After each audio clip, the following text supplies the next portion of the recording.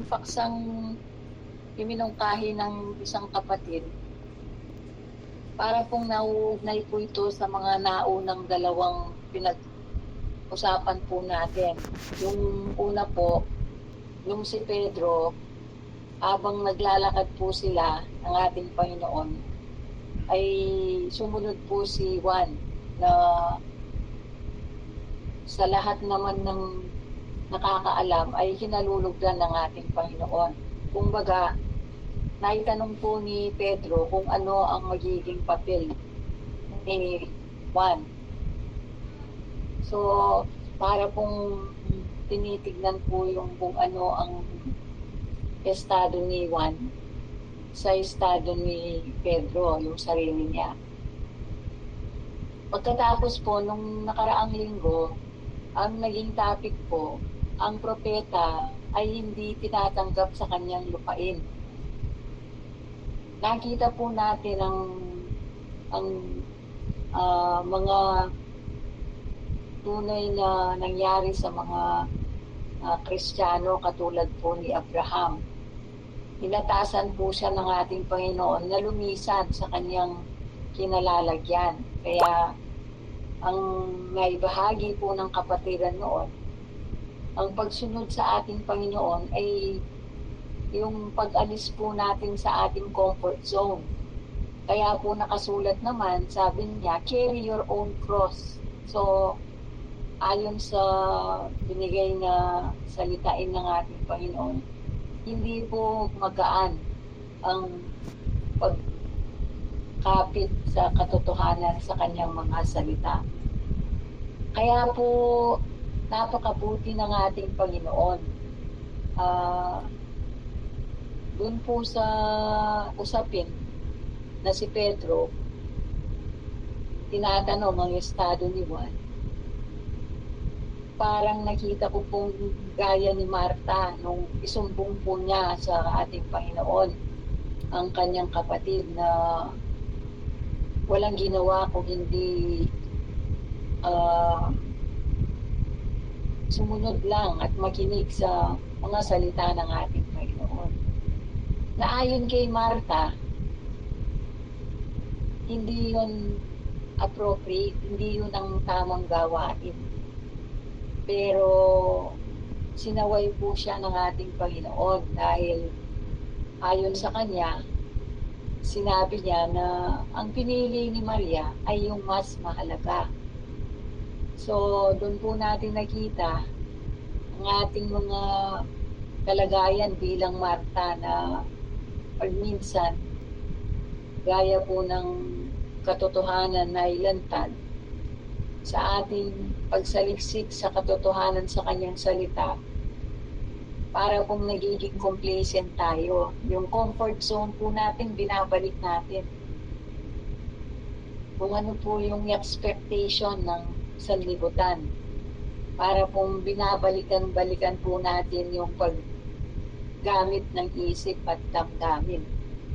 Kaya dito po, tamang-tama po, dun sa mga naunang natalakay, ang gusto lamang po palang sabihin sa atin ng ating Panginoon, sa isang katawan niya, tayong mga nanampalataya at nagpakilala naman siya sa atin, ay may kanya-kanya po tayong papel. Hindi po kailangan makita ng isa sa atin ang papel ng iba. Kaya sabi ng ating Panginoon dun sa mga unang linggo, sabi po niya kay Pedro, dahil tinanong ni Pedro kung anong kalagayan ni Juan, kahit hindi ko siya patikimin ng kamatayan, pwede, sabi niya.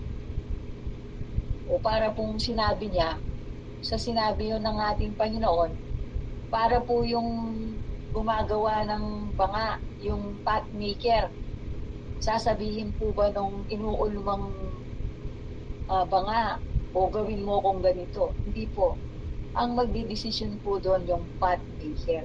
Kaya, sabi nga po natin, nung po tayo ay nagdesisyon na magsaliksik sa katotohanan sa kanyang mga salita, tinanggap po natin ng buong buo pagmula Old Testament hanggang New Testament, na hindi po natin ginagamit ang ating isip at saka damdamin. Kaya, nung pong nakilala po natin siya sa ating mga adventure na tinatahak na po natin, na nakapagpakilala na po siya sa atin. Di po ba napakahirap po ng ating naging karanasan dahil sa katotohanan na dala-dala po natin, mas marami ang hindi tumanggap. So, sa gamit po ng ating damdamin, sumasama po ang loob natin.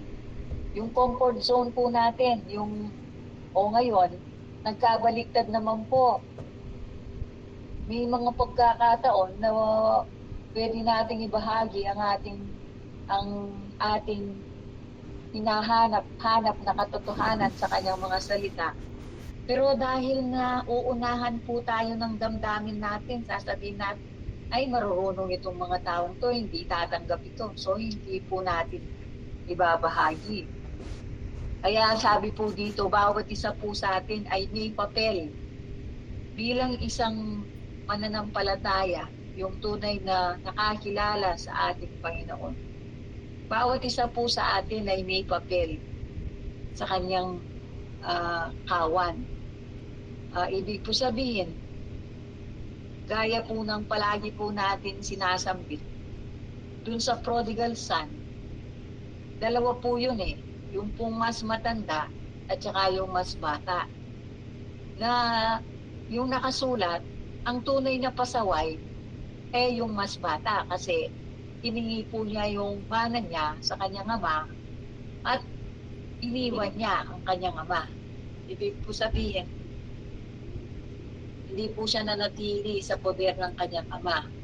Gayunman, yung isa, dahil anak din po niya, yung mas panganay, hindi bunso, alam po natin, nung nagbalik po yung kapatid niya, lumitaw po yung tunay na kulay, na nagalit din po siya sa kanyang ama dahil bakit itong kapatid niyang naging pasaway at nakaranas ng kahirapan dun sa kanyang pagiging pasaway at naisipang bumalik at humingi ng tawad.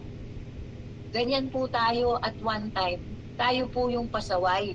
At another time, tayo po yung elder brother na sinisi pa yung tatay niya na bakit itong kapatid ko ito pasaway na nung bumalik, bakit mo pa siya tinanggap?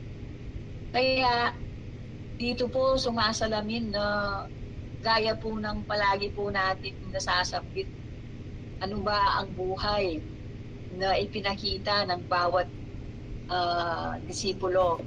Sabi po natin, mga pasaway po lahat sila. Kailangan po tanggapin natin kung anuman po ang nakikita nating kamalian o kataasan sa paggamit ng kanilang isip at damdamin. Imagine niyo po si Pedro, questionin niya ang ating Panginoon kung ano magiging estado ni Juan para bang pinangungunahan niya yung ating Panginoon. Ang Panginoon na lang ang may problema noon kasi sabi niya kung gusto kong hindi siya patikimin ng kamatayan, pwede, sabi niya. Ibig sabihin, parang nainis ang ating Panginoon kay Pedro, parang indirectly saying, wala ka ng concern doon. That's no longer your concern. Ang concern mo, yung sarili mo, yung kung ano yung pwede mong may contribute. Ganyan po yung sinasabi dito sa Romans na hindi porket tayo po ay magkakapatid, yung iba po sa atin maaaring napaka-active yung mabigyan po sila ng sirkumstansya o pagkakataon na makapagbahagi. Gaya po ng itinuturo ng ating Panginoon. Hindi man natin kailangan malaman kung ang nakarinig sa ating ibinahagi ay nakakilala dahil ang matutuwa doon ay ang ating Panginoon. Or else, kung sakali mang malaman natin, baka po tayo'y matutukso at kung kakantot dun sa, kumukurot dun sa gloria na dapat ang ating Panginoon lamang ang dapat mapurihan at itaas. Kaya para po ng ating Panginoon talagang napakatyaga niya po sa kanyang mga anak. Gaya po ng mga nakita natin sa estado ni na Haring Saul at saka ni Judas. Hindi po naging madali para sa ating Panginoon na i-let go ang dalawang yon dahil nakakilala na po sila eh. Pero dahil po dun sa free will, hindi naman po niya pwedeng pakialaman yon dahil yun ang pagmamahal ng ating Panginoon. Kailangan manggagaling ng pusa yon sa bawat isa sa atin. Kaya sabi nga po natin, ito pong estado natin ngayon na tayo ay nakakilala na, napakahirap pong i-maintain o i-sustain yan. Kasi po, sabi nga po natin, nung nakilala natin ang ating Panginoon, ang estado natin nung napakainit natin dahil nanggaling tayo dun sa mga katuruang tao na sa katagalan ng panahon, yun na po yung naging bahagi ng katauhan natin. Kaya nung tayo ay na-liberate dun sa mga katuruang yon, parang may power po tayong sabihin, ito yung katotohanan. Kaya hindi po tayo natatakot kahit sino yung makausap natin. Kasi yun yung nasa puso natin, yun yung tinanggap nating biyaya sa ating Panginoon. Kaya ano po tayo ngayon? Nagagawa pa po ba natin yun? Yung wala po tayong takot na makapagbahagi sa kanyang salita? Kaya po ang may laban pa po siya sa atin. Kasi hindi po natin na-sustain yun. Kaya sabi niya, alam niya yung ating pagpapagal, pagsaliksik sa kanyang sa spiritual na mensahe sa kanyang mga salita. Pero may mga pagkakataon na hindi po tayo nananatili doon sa kababaan na inaasahan niya po sa atin. At yun na nga po ang nakaka-challenge na sana sa kanyang mga pagre-review, pagko-correct, ay magising po tayo na nandun po tayo sa kataasan na sa alam po natin, maaaring hindi na po tayo makarecognize, makonvict dun sa kataasan na madalas tayo ay napupunta. Pero dahil sa kanyang pagmamahal, ay pinapalo niya tayo, nire-rebuke niya tayo, kinokorek niya tayo. At tayo naman, yun nga pong terminong utang na loob, kung mananatili po yun, tatanggapin po natin ang ating kataasan at magbabalik loob sa ating Panginoon. Dahil yun nga pong madalas na sabihin yung human nature, dahil tayo ay tao lamang, sabi po. Kaya nakakatakot po yun. Dahil ni isa man po sa atin, tayo lamang pong individual at ang Diyos ang nakakaalam kung ano po yung nasa loob ng ating puso. Kaya ang sabi po natin, bakit po tayo nagtatyagang nakikinig? Kasi yun ang kinauuhawan natin. Uhaw na uhaw po tayo dun sa katotohanan na inilalantad sa atin ng ating Panginoon. Kaya kung magkaroon man pong mga pagkakataon, ako po naranasan ko po yan. Magbubukas po ng circumstansya ang ating Panginoon. Pagkatapos, paglalaro po sa isip ko, sabi ko, matatalino at saka mayayaman sa physical na buhay ang mga taong ito. Yung comfort zone ko na hindi makikinig ito. So, hindi ako makakapagbahagi. Pero kung pong yung sa kaibuturan ng ating puso, kung ano yung nilalaman ng ating puso, hindi man po natin makontrol. Pag minsan, di man po tayo conscious na nakapagbukas na po pala tayo. Kasi nag-uumapaw po yung ating intensyon. Dahil yung intensyon na yon ay nagmumula sa pagkauhaw sa katotohanan sa salita ng Diyos. Kaya ang sabi po, ang lahat ng taong nagsasaliksik sa katotohanan sa salita ng ating Panginoon, ano po ang hinahanap nila? Yung pong purpose ng buhay nila. Ano ba ang dahilan? Bakit naging tao tayo? Yun po ay nanggagaling dun sa pagmamahal ng ating Panginoon na gusto niya tayong makasama. Pero meron pong purification dahil nga po dun sa kasalanan na ginawa ng ating unang mga magulang. Hindi po ganun kadali, kaya meron pong tinatawag na purification process. Kailangan magdesisyon ng tao na siya ay kusang o gustong magbalik loob. At magagawa lang po niya yon kung mare-recognize niya na nagkasala din siya.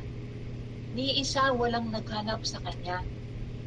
Na panay ko pong sinasabi sa karanasan ko, nung napunta na ako sa estadong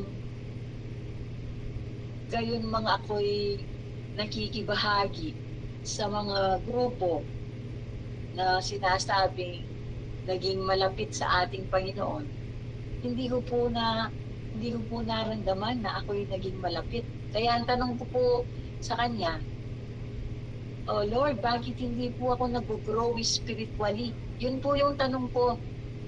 Sa lahat ng ginawa akong sakripisyo, sabi ko pa sa Kanya, ano po, yung mga termino, sa lahat ng mabuting gawa na nakikita ng ibang tao, sabi ko, tamang-tama, pagmamataas sa ating Panginoon. Kaya matagal ko pong di natanggap na ako'y marumi. Hanggang sa natanggap kong talagang marumi ako. Wala, ni isa akong nagawang mabuti sa harapan ng ating Panginoon. At doon ko lang nakita ang pagmamahal ng tunay na Diyos. At kaya siya ay nagpakilala sa akin. Kaya naman nung panahon pong yon, correct me if I'm wrong, kahit naman po sino sa atin nung nakilala po natin ang ating Panginoon, wala pong minuto o segundo tayo'y gising, ay hindi po tayo na nag-i-indulge sa pag-uusap sa kanyang mga salita. Kasi para pong yung bilanggo tayo sa mga katuruan tao, nung pinakita ng ating Panginoon ang katotohanan, yung burden, para po yung batong nakapatong sa ating katauhan, nawala po yun. Kaya sino pong hindi mamamangha sa pagmamahal ng ating Panginoon? Nasa tao lamang po ang, kaya sabi po, seek ye first the kingdom of God, sabi niya. And all these things shall be added unto you. Tama nga po talaga. Sa lahat ng mga taong nagbabasa ng Biblia hanggang sa panahon po natin ngayon. Hindi po biro-biro sa buong mundo. Marami po sila. Pero bakit hindi po sila magkatugma-tugma sa pagkilala sa ating Panginoon? Yun po ay isang malaking himala na.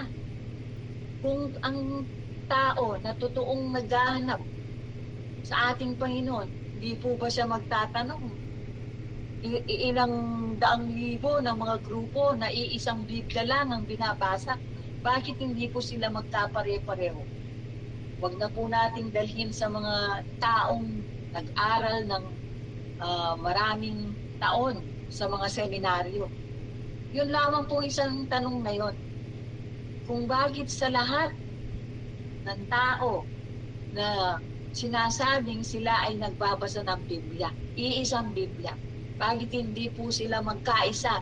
Gaya po ng sinasabi dito sa Romans 12, 4 hanggang 5. Kaya dito po, ayon nga po sa mga kapatid na nakikipag conversation sa internet, na nagpo-post ng mga questions, at pagkatapos hindi man po natin kilala dahil mga username lang ang lumilitaw, kung bakit po sila ay nakikipag-indulge, bakit po nila ino-open ang kanilang sarili para makipag-discussion sa mga topics na ito. Ibig po sabihin, naghahanap din po sila ng katotohanan sa salita ng Diyos.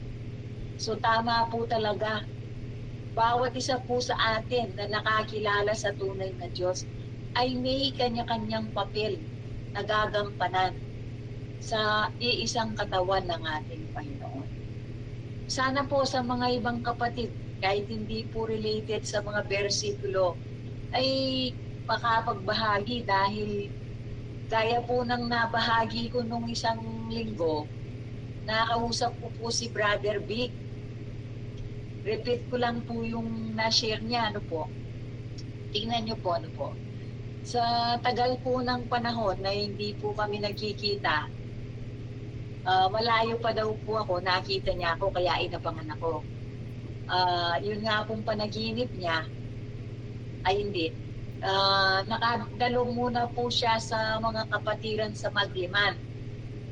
Ngayon, yung pong mga tao dun sa Magliman, kinakantsaw siya. Sabi niya, sa susunod, hindi ka na babalik, sabi daw po sa kanya. Ang sagot naman daw po, ang Diyos ang magdadala sa akin dito, sabi niya, kung karampatang babalik ako, sabi niya. Pagkatapos na naginip po siya, nung pagkatapos niyang mag-attend dun sa Magliman, may dala-dala daw po siyang damo. Yung pinapakain po siguro sa kabayo o sa kambingan po.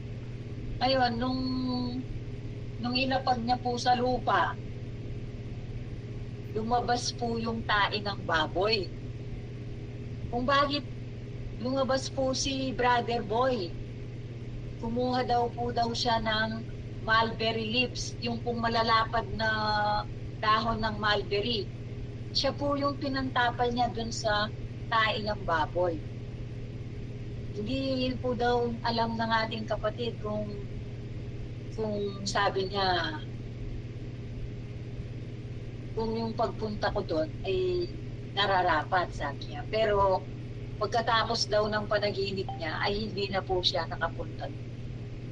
Kaya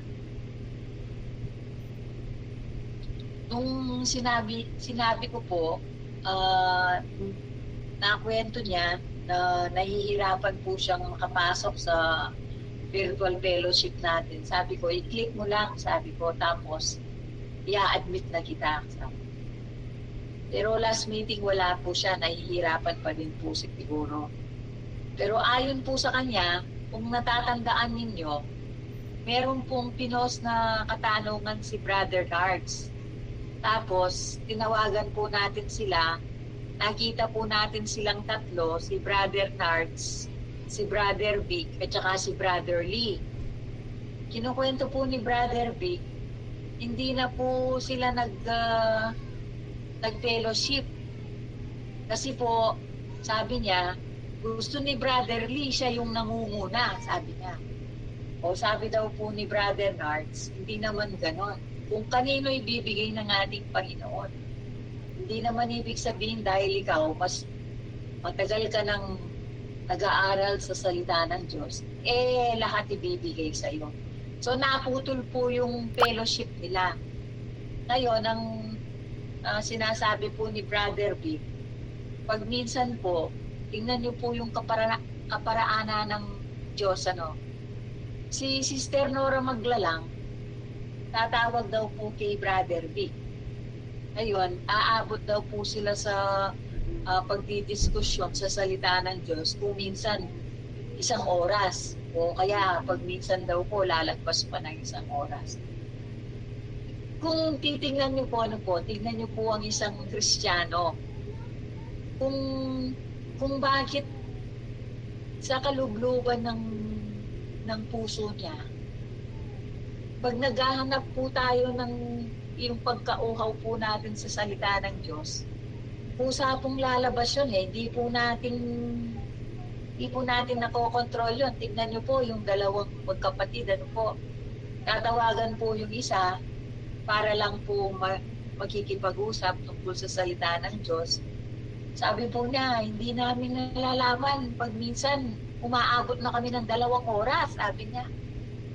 Pero sabi niya, parang hindi lumipas ang oras. Ibig sabihin, nagkakaroon po sila ng biyaya. Ibig sabihin, nag-i-enjoy po sila. O isa-iba pong kung tutuusin, yung pong sa mga sekta, ang pagpaliwanag ng salita ng ating Panginoon, hindi naman po aabot ng 1 oras dahil marami po silang seremonyas. Pero tingnan niyo po itong mga kapatid, hindi po na ulinigan na umabot na pala ng 2 oras dahil lamang po sa pag-uusap tungkol sa salita ng Diyos. Doon ko na naman po nakikita, bawat isa po sa atin magkakapatid, may kanya-kanyang papel po tayo. So hindi po natin nakikita, ang Diyos lamang po ang nakakakita doon. At sana po sa lahat po ng bagay na ninanais natin, sana po yung mga ginagawa natin ay makakapagbigay ligaya sa ating Panginoon. Magbahagi po tayo mga kapatid. Ako po, nung kinausap po ako ni Brother Vic, nagmamadali pa po siya noon dahil susunduin po niya yung kanyang apo. Sabi niya, pag hindi ako nakarating ng maaga dun sa parking area, wala na akong makikitang space para dun sa tricycle ko, sabi niya. Kaya madali po niyang kinuwento lahat. Yung nakikita ko po, tuwang-tuwa po siya na nakita niya ako, tapos na-share po niya. Natuwa din po ako. Kaya sabi ko, sige Brad, sa susunod, click mo lang yung invitation link, tapos makakapasok ka na. Kaya tamang-tama po, may kanya-kanyang papel po tayo dito sa kawan ng ating Panginoon. Sana po ang ating mga kapatiran makapagbahagi. Dahil nung narinig ko po si Brother Vic, lumakas po ang aking spiritual na pagkatao. Sabi ko, pumupunta pa ng napakalayong lugar. Nung una, pumupunta kay Brother Nards. Ngayon, pupunta pa ng Magliman para lang makarinig sa salita ng ating Panginoon. Sana po makapagbahagi po tayo. Magandang umaga po mga kapatid. Nais ko lang po sanang magtanong tungkol sa paksa natin ngayon na binigyan po tayo ng ibang role. Nabanggit nga po ni Sister. Bibigyan po tayo ng tenga para marinig ang mensaheng spiritual ng ating Panginoon. Binigyan po tayo ng bibig upang makapagbahagi sa kanyang spiritual na salita. Ngayon po, nais kong itanong tungkol kay nabanggit po si Mary Magdalene na hindi man po siya nag-share, nag-evangelize, pero dahil nakita po ng ang kababaan ni Mary Magdalene ng ating Panginoon, kaya ang malapit na malapit po siya sa ating Panginoon. Pero naging ilaw at asin dito sa mundo na alam po natin. Paano po yun kung kahit po yung sa yung kaliwang kanang kanang sa nakapakong magnanakaw sa kanang bahagi ng ating Panginoon, kahit rin yun po hindi rin po nag-evangelize. Meron po ba talagang bibigyan ng bibig upang makapag-evangelize tayo? Salamat po. Sa itinatanong natin sa kanya, gusto ko munang batiin yung mga kapatid na mga tatay ng Happy Father's Day. Happy Father's Day po. Itong tinatalakay natin, kapatid, parang may relasyon siguro ito doon sa 1 Corinthians 12 mula 12 hanggang 31. Pinanggit doon ng iba't ibang sangkap ng katawan. Mayroong kamay, mayroong pa, may mata, may tinga, may bibig, at ang bawat isa ay mahalaga bilang bahagi ng katawan. Kaya hindi po pwedeng hindi rin po pwede, ayon sa nakasulat, hindi rin po pwedeng ako ay pa, hindi ako bahagi ng katawan. So bawat isang sangkap ng katawan ay bahagi ng katawan. Yun ang idinidiin doon ni Apostol Pablo. Meron lang daw isang katawan, pero iba't ibang sangkap o iba't ibang bahagi. Ito, kapatid, tinalakay na rin natin ito sa garahe. Nabubuksan ng buksang ito. Ano nga kaya ang inaasahan ng Diyos sa ating mga pinili niya, kung bakit binanggit niyang bahagi tayo ng isang katawan, ngunit kanya-kanya, mayroong kamay, may paa, mata, bibig at tenga. Doon sa maliwanag kong unawa, kapatid, kapag ako ay, halimbawa ako, mata lang ako. Bahagi ako ng katawan, mata lang ako. O kung ako ay paa, bahagi ako ng katawan pero paa lang ako. Pero yun ang maliwanag kong unawa. Pirmihan ba yung posisyon natin dito? Kaya ang Diyos siguro magpapahayag kung bakit sinabi niyang ang isang katawan ay mayroong iba't ibang sangkap, ngunit lahat sila ay bahagi ng iisang katawan. Meron pang nakasulat doon na pwede bang ang lahat ay maging bibig? Sa maliwanag natin unawa, parang kanya-kanya talaga. Hindi po pwedeng ang bawat isa ay isa lang yung parte ng katawan na doon siya. Pero alam naman natin, mga kapatid, na noong araw ng Pentecost, kung saan nanahan ng banal na Espiritu sa mga alagad, lahat sila nagsalita. Na kung titignan naman natin ngayon, parang kontradiksyon doon sa nauunawaan nating nasusulat. Kung pwede ba ang lahat ay maging bibig? Doon lahat sila nagsalita sa araw ng Pentecost. Kaya kung hindi lang talaga ang Diyos ay hindi mahayag sa atin ang katotohanan tungkol dito, parang ipinapakita lang ng Panginoon na kailanman ay hindi po pwede yung maliwanag na unawa ng tao sa kanyang mga salita. Kaya tayo ay tinuturuan niya magdepende, humingi ng habag sa Kanya, at alam natin na ang Diyos meron siyang foreknowledge. Kung kailan niya ibig itong ipahayag sa atin ay doon niya ipapahayag.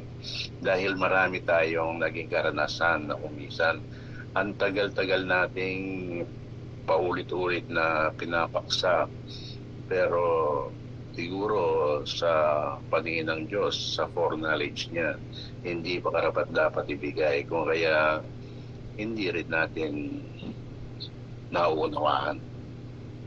Sapagkat siya pala ang nakakaalam kung kailan niya tayo bibigyan ng unawa para sa katotohanan sa kanyang mga salita. Kaya yung mga kapatid, baka tungkol dito sa mga sangkap na binanggit ng Panginoon, baka meron kayong may babahagi. Yun lang mga kapatid. Kagaya ng inaasahan ng Diyos sa atin, kagaya ng inaasahan ng Diyos sa tao ay yung kababaan, no kapatid? Yung pala yung susi, no kapatid? Yung kababaan, standard galing sa Diyos.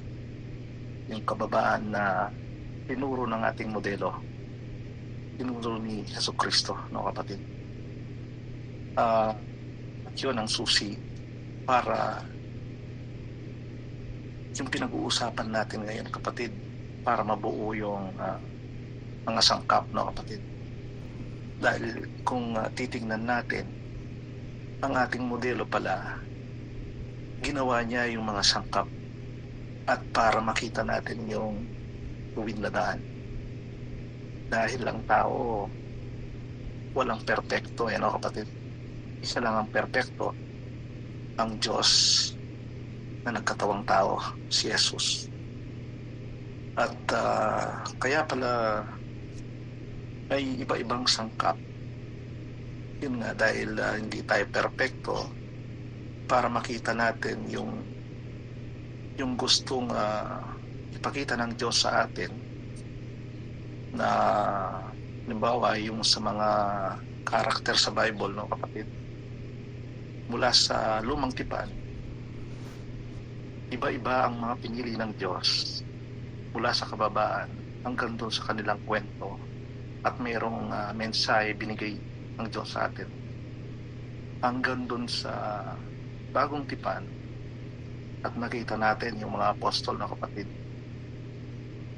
Although nakasama na ng mga apostol si Jesucristo, pero yung pinakita ng Diyos sa atin, iba-iba ang sangkap. At hanggang doon sa pinakilala ng Diyos kung sino ang tumanggap sa Kanya hanggang sa uli. Parang gano'n, na kapatid. At yun kapatid, parang yung sangkap dito tumutukoy doon sa pagkamodelo ni Jesucristo, parang kumpleto na doon, no kapatid. Pero sa kapanahon natin, kagaya ng nasabi ng kapatid, mayroong mata, mayroong kamay, parang gano'n, na kapatid. Iba-iba rin pala yung binibigay ng Diyos sa atin, kung paano natin gamitin ang ating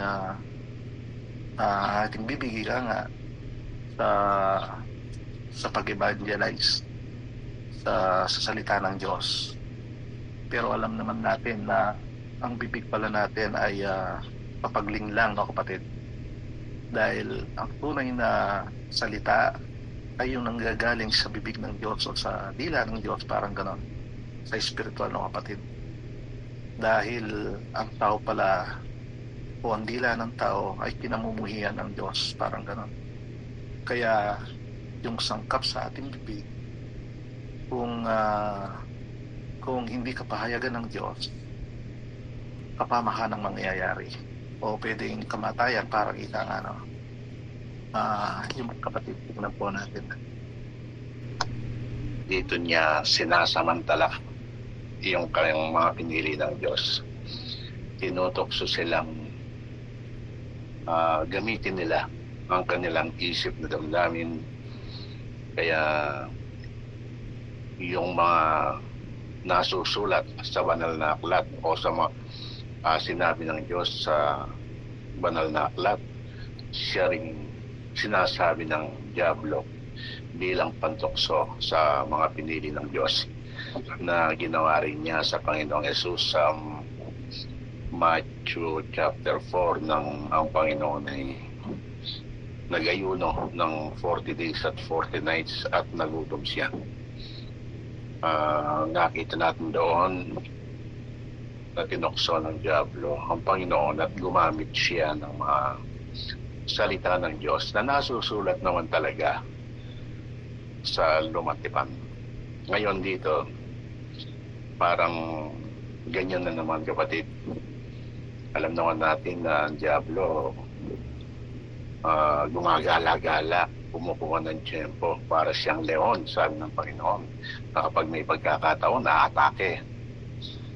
Parang dito, sabi ng Diablo, yan, nasusulat, maliwanag. Sabi doon sa 1 Corinthians 2:12 hanggang 31, hindi po pwedeng lahat bibig, sabi niya. Kaya huwag ka na magsalita, huwag ka na magbahagi sa mga tao. Hindi ka bibig, mata ka lang. Doon naman sa iba, sasabihin niya, hindi ka bibig, tenga ka lang. Kaya huwag kang magsalita sa mga tao. Alam naman natin, mga kapatid, na ang pinakaayaw-ayaw ng Diablo ay ang magbahagi tayo sa mga kambing. Ayaw niyang pakialaman natin yung mga nasa kanya na, sapagkat tinakpan niya ang kanilang mga mata, nilinlang sila. Kaya ayaw niyang magsalita tayo. Baka mayroong magiging Lazaro sa kanila, na tulad natin noon na naging Lazaro. Kaya dito sa ating tinatalakay, iniintay natin ang Diyos kung ano ba talaga ang ibig niyang sabihin. Meron isang katawan, magkakaibang sangkap, na parang sa maliwanag nga nating unawa, kung ako, hindi ako bibig, hindi na ako magsasalita. Kung ang kapatid siya ang bibig, siya na lang ang mag-evangelize. Pero yung unawa natin yun, taliwas doon sa katotohanan.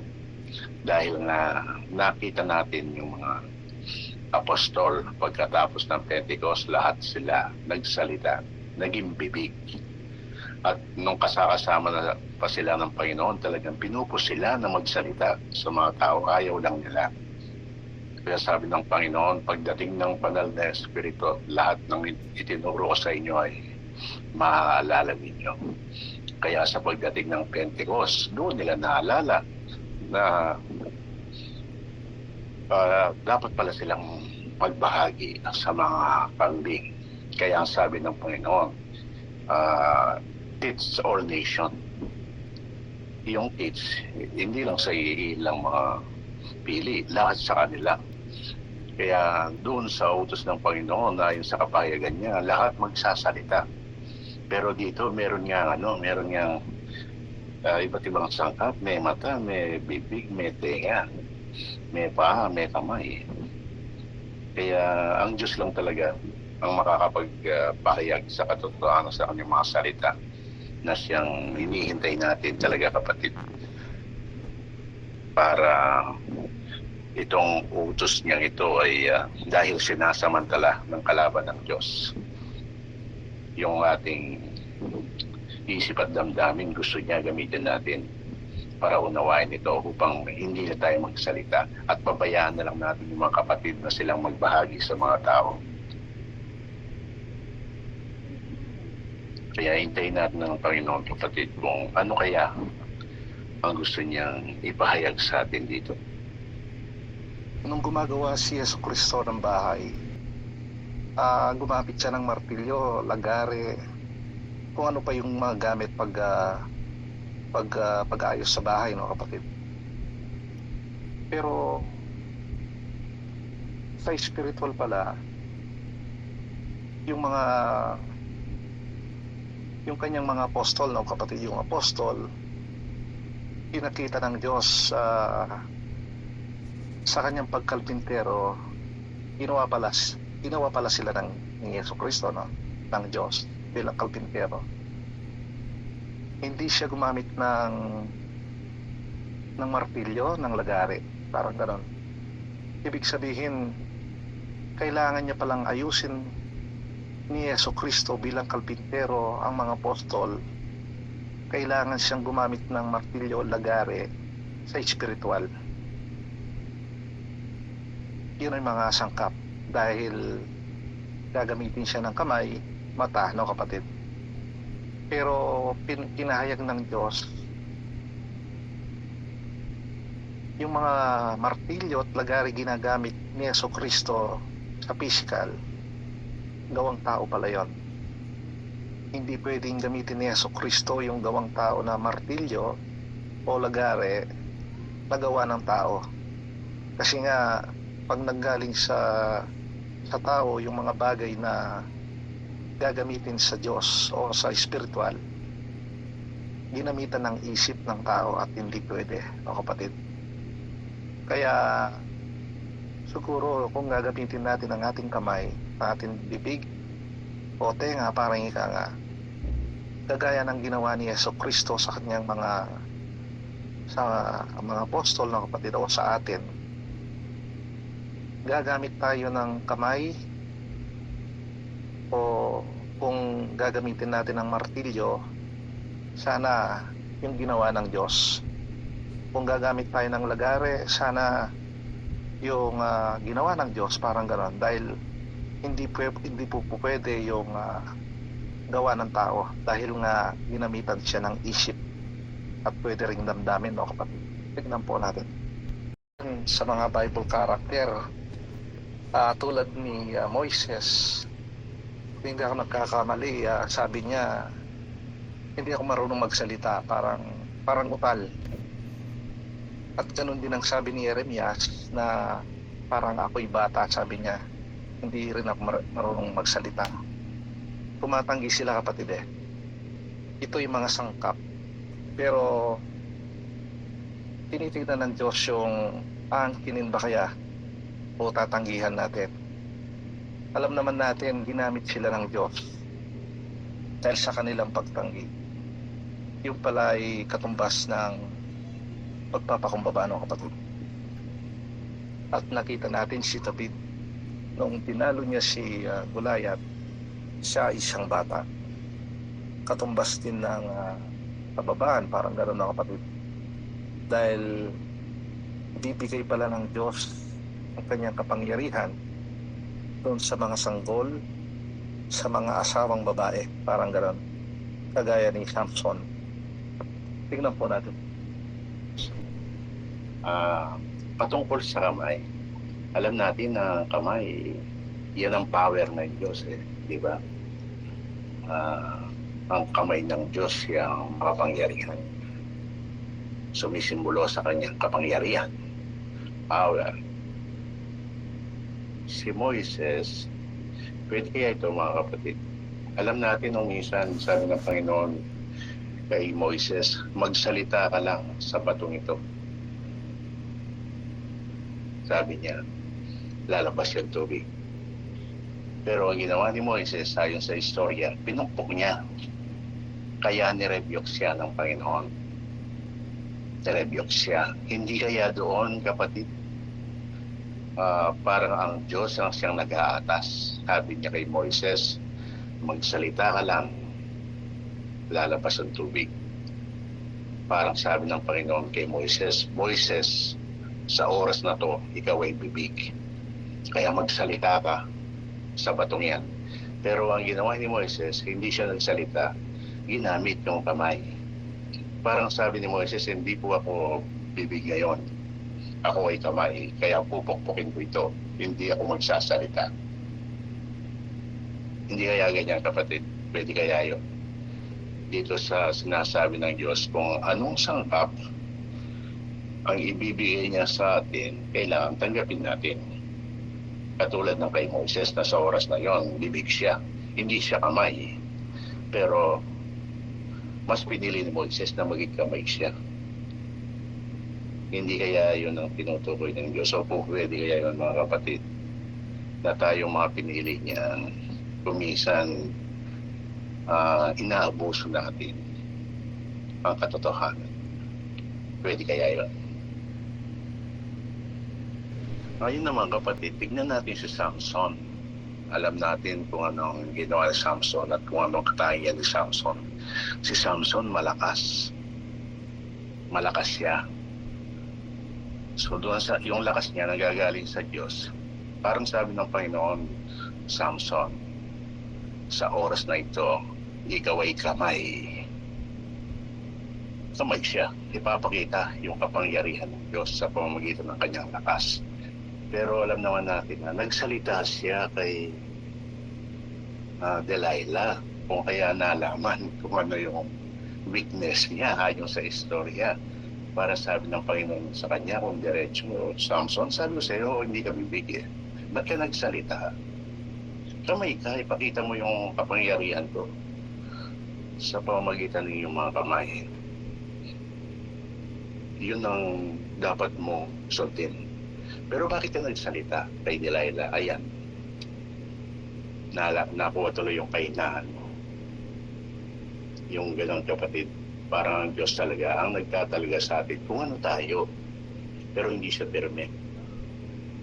Siya talaga yung nagtatalaga. Ngayon, sa panahon naman ng Panginoon, sa mga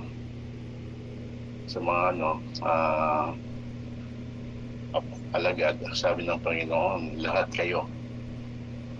kayo, iiwan niyo ako. Sabi ni Pedro, kung sila iiwanan ka, ako hindi.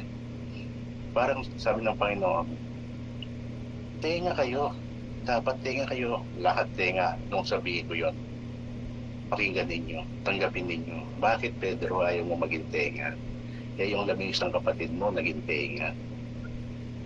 O yung mga ibang apostol naging tenga. Bakit ikaw ayaw mo maging tenga? Tenga ka sa oras na yun. Kailangan pakinggan mo, tanggapin mo yung sinabi kong lahat kayo, iiwan niyo ako. Bakit ayaw mo maging tenga? Itinala talaga kitang tenga sa oras na yun. Di kaya ganyan kapatid. Pwede kaya yun. Tignan ninyo kapatid. Siyempre, di naman natin sinasabing yun ang gusto ng Diyos. Hinihintay pa rin natin ang Diyos. Siya. Kapatid, yung mga sangkap na to, kumbaga parang sa ginto, yung makikita mo yung tunay na ginto, kailangan dadaan sa apoy parang gano'n, no? Para maalis yung mga dumi, parang gano'n, at makita yung puro ng ginto, parang gano'n. Dahil pinakita sa sinasabi mo, Brad, halimbawa yung kay David, yung kay Moises, ang sinabi niya ng Diyos na magsalita ka sa batot, ginamit niya ang kanyang kamay. Ibig sabihin, ginamit ni Moises yung kanyang, pwede natin sabihin, isip, dahil nung pinupok niya, siya nagkamali, parang ganon. Kaya pagsubok pala sa atin, no, kapatid, pagsubok sa yung mga sangkap na to. Kaya kailangan tayo palang dadaan sa mga sangkap na to para makita ng Diyos na tayo puro. Parang dadaan tayo lahat, no? Dito, wala siguro exempted dito. Kung sinabi ng Diyos na makinig, kagaya ng nasabi, kailangan makinig pala tayo.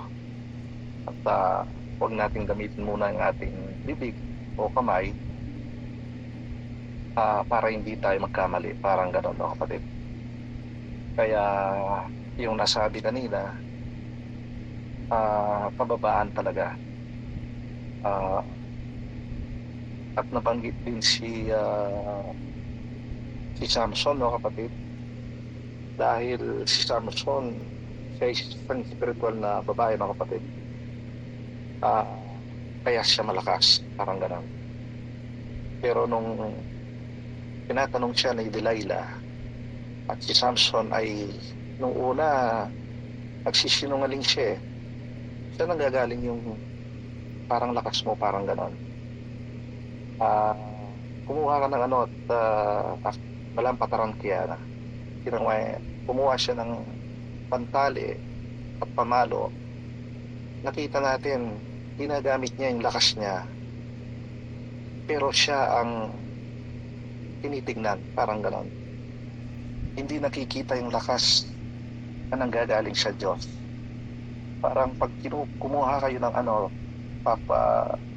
pataran kaya na, kumuha sila ng yantok, walang sinabi yung yantok, pero yung lakas parang nanggagaling kay Samson at hindi niya sinabi kay kay Delilah, mga kapatid.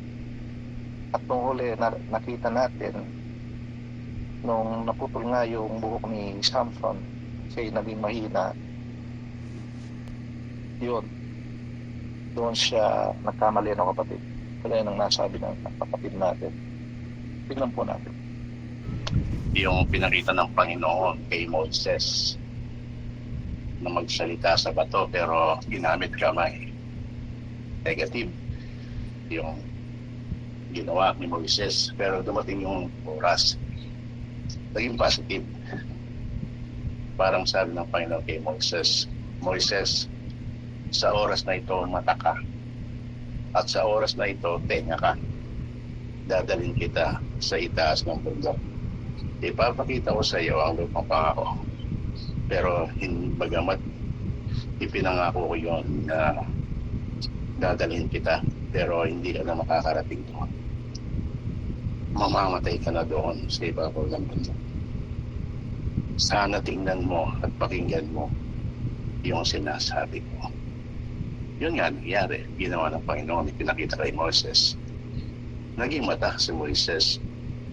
At sinabi ng Panginoon na hindi ka na makakarating dyan. Mamamatay ka na dito. Naging tenga si Moises. Pinakinggan. Hindi siya pumunta. Dahil mata at tenga siya sa oras na yun. Pwede kaya yung kapatid?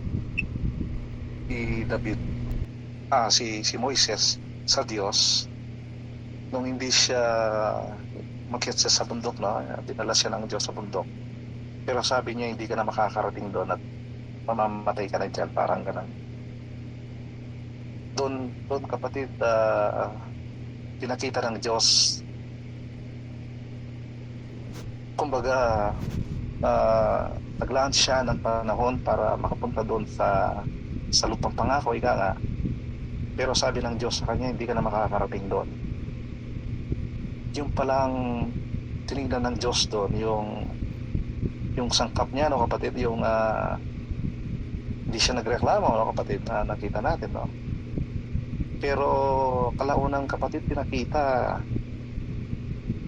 hindi na pala kailangan makapunta doon dahil sa spiritual. Si Moises pala ay nakarating din sa lupang pangako, sa spiritual, parang gano'n, no kapatid. Ibig sabihin, doon sa sangkap sa kanyang tenga o mata, siya ay isang sanggol, pinakinggan ng Diyos. Yung kapatid, tingnan po natin. Panginoon kay Moises, tandaan mo, Moises, mata ka lang at tenga, hindi ka bibig, kaya huwag kang magsasalita. Kaya si Moises, hindi nga nagsalita, hindi niya ginamit ang bibig niya. Wala tayong narinig sa kanya. Sapat na sa kanya yung maging mata siya at tenga sa oras na yun. Kaya natanggap yung katotohanan. At nailigtas siya ng Diyos. Pwede yung narawid. Sabihin nga ng Panginoon, lahat kayo, iiwan niyo ako. Dapat maging tenga si Pedro. Tanggapin yon. Pero nagsalita siya. Parang gusto niya maging bibig sa oras na yon. Kaya sabi niya, kung sila iiwan ka ako, hindi kita iiwanan. Para sabi na pa yun, sabi ko na sa'yo, tenga ka lang sa oras na to, hindi ka bibigay, kaya huwag ka magsasalita. Pero dahil nagsalita ka, sabi ng Panginoon, ang katotohanan, sabi niya, ikakaila mo ako ng 3 beses. O si Pedro, hindi na naman naging tenga sa oras na yun. Nung gawin niya yun, nagsasalita siya parang ginagawa niyang bibig yung sarili niya nung kasalukuyang pinagkakaila niya, Panginoon. Pero anong marinig? Yung tilawak ng manok. Parang doon, tinanggap ni Pedro, opo, Panginoon, tenga lang po ako. Kaya nakita niya yung ginawa niya pag-deny sa Panginoon. Nang tanggapin niyang tenga siya, narinig yung tilawak ng manok at nagsisi siya. Pwede ba yun, kapatid, na ang Diyos talaga ang nagsasabi kung ano tayo? At kung sinabi niya, eto ka, yun lang tayo. Yung ibang sangkap sa ating katawan, huwag natin pakikialaman.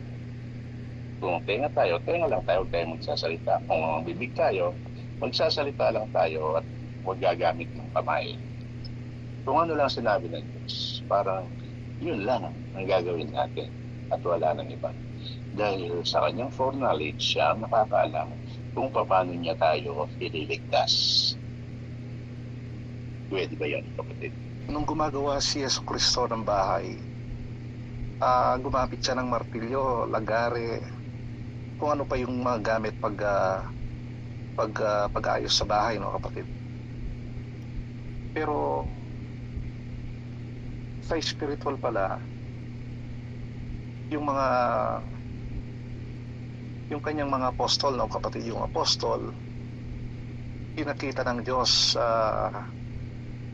sa kanyang pagkalpintero, ginawa pala sila ng Yesu Kristo, no, ng Diyos bilang kalpintero. Hindi siya gumamit ng martilyo, ng lagare, parang gano'n. Ibig sabihin, kailangan niya palang ayusin ni Yesu Kristo bilang kalpintero ang mga apostol. Kailangan siyang gumamit ng martilyo o lagare sa espiritual. Yun ay mga sangkap dahil gagamitin siya ng kamay, mata, no, kapatid. Pero pinahayag ng Diyos yung mga martilyo at lagari ginagamit ni Yesu Kristo sa physical, gawang tao pala yon. Hindi pwedeng gamitin ni Yesu Kristo yung gawang tao na martilyo o lagare na gawa ng tao. Kasi nga pag nanggaling sa tao yung mga bagay na gagamitin sa Diyos o sa spiritual, ginamitan ng isip ng tao at hindi pwede, no, kapatid. Kaya siguro kung gagamitin natin ang ating kamay, ang ating bibig o tenga, parang ika nga, kagaya ng ginawa ni Yesu Kristo sa kanyang mga apostol, no, kapatid, o sa atin, gagamit tayo ng kamay, o kung gagamitin natin ng martilyo, sana yung ginawa ng Diyos. Kung gagamit tayo ng lagare, sana yung ginawa ng Diyos, parang gano'n. Dahil hindi po pwede yung gawa ng tao, dahil nga ginamitan siya ng isip at pwede ring damdamin, no, kapatid. Tignan po natin, no, kapatid. Ito pala yung napakahalaga sa harapan ng Diyos. Dahil halimbawa, yung nabanggit kanina, yung kay Samson, no? Yung kailangan pala, yung buhok ni Samson ay mahaba. Sumisimbolo yun sa sangkap din pala. Dahil nakita natin, nung naputol ang buhok ni Samson, sumisimbolo yun sa kanyang pagkalalaki. Hindi tayo pwedeng humarap sa Diyos na tayo yung mga lalaki. Parang kinukuhanan natin ng titulo ang Diyos, sabi nga, no? Kaya pala tayo ay mga babae, sa spiritual, tayo pala ay mahahaba ang buhok. At yun pala ay isang sangkap sa atin. Ganon din ang ating kamay. Kailangan,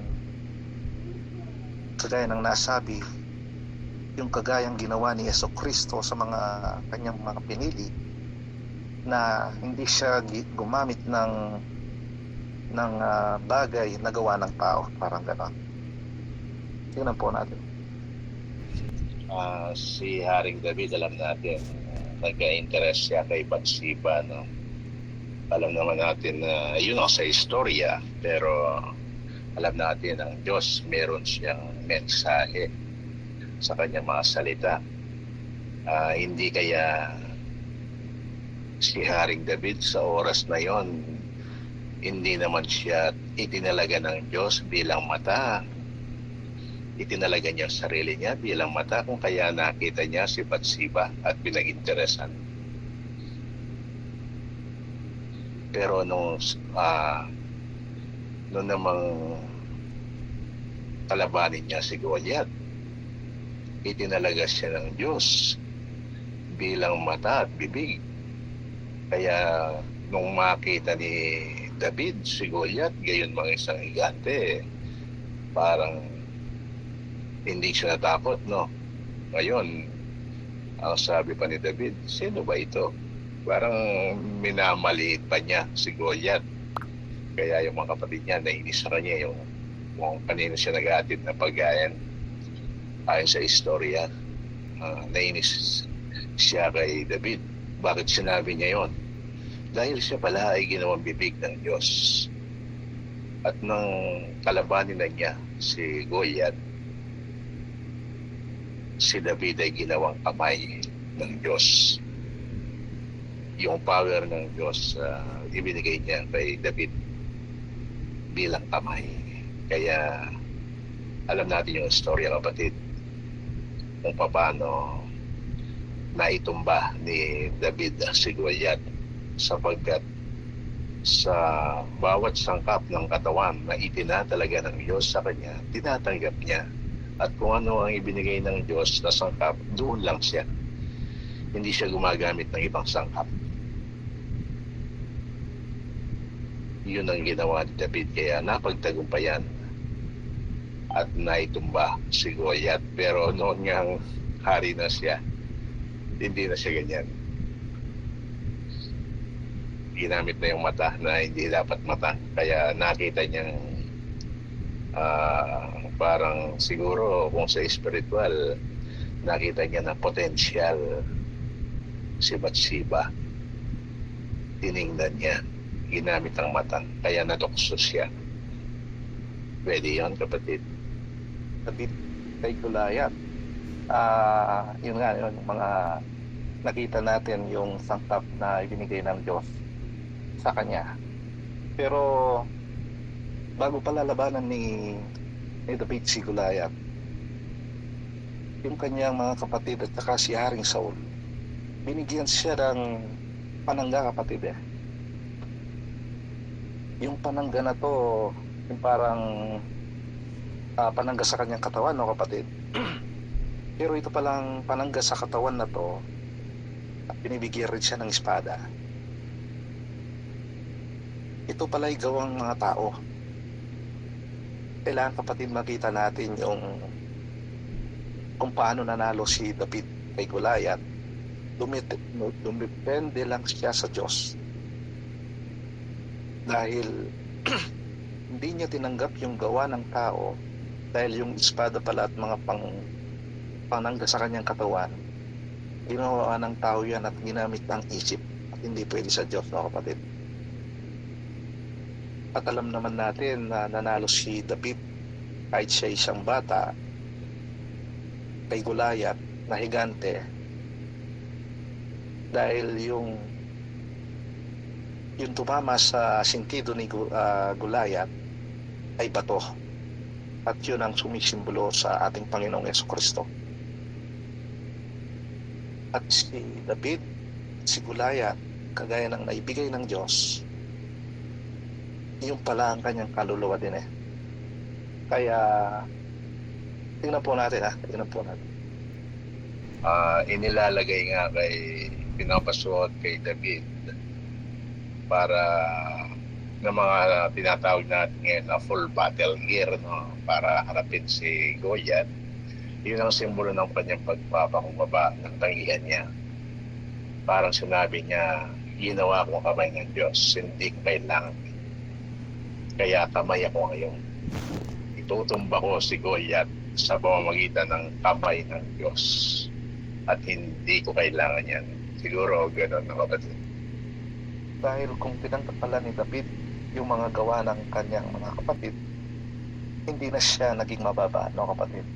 Parang depende siya sa tao. Pero alam naman natin, si David, napasya siya na labanan si Goliath dahil sa kaparaanan ng Diyos.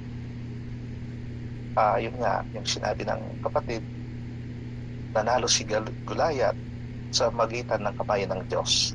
doon sa kaparaanan ng Diyos, no, kapatid. Kung ang tao hindi depende lang sa Diyos, tayo mananalo, no, kapatid, kagaya ng David sa laban niya kay Goliath.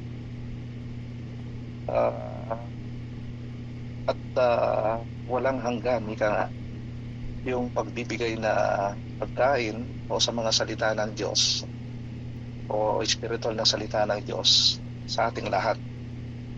Yung pagdepende, ika nga, no?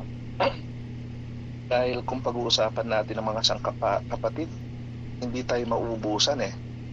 Dahil sa lumang tipan pa lang, ang dami, no? Kagaya ni Noah, nung ginawa niya yung dong, sinundan ni Noah yung utos ng Diyos sa magitan ng kaparanan ng Diyos, no, kapatid. At nakita natin, parang kumpleto yun eh. Gumamit siya ng paa o kamay, isip at damdamin sa kaparaanan ng Diyos. No? Tingnan po natin. Kapatid, habang wala sana magsalita yung mga ibang kapatid para hindi lang tahimik. Si Noe, nung utusan niya siya ng Diyos na gumawa ng daong, parang naging tenga siya, no, kapatid.